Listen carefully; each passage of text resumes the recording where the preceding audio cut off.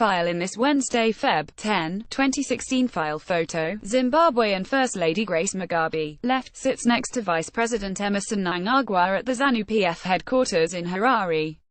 App. PhotoTsvangirayi Mukwazhi, file Harare, Zimbabwe. Who's in charge in Zimbabwe?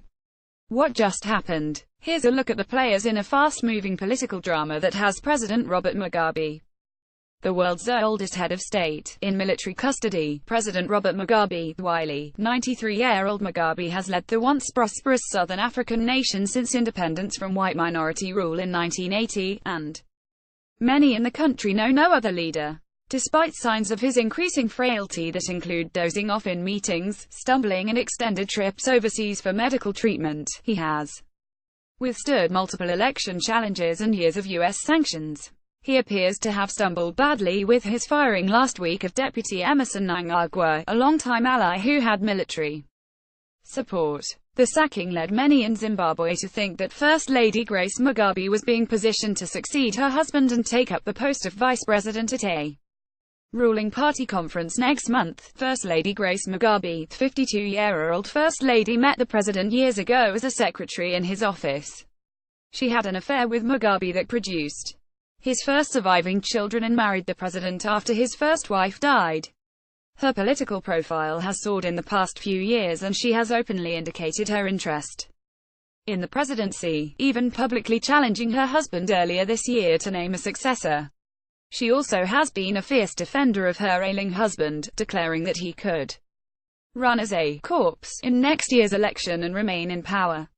The First Lady, however, is not widely popular in Zimbabwe, where her lavish spending touches a nerve in a country whose economy has fallen apart. But she had appeared to have the support of the ruling party's youth wing and led a faction of party leaders in their 40s and 50s in a growing generational divide. Former Vice President Emmerson Mnangagwa, nicknamed the Crocodile for his heavy-lidded gaze and ruthlessness, Mugabe's once likely successor, became the target of increasing insults by the president and his wife in recent weeks.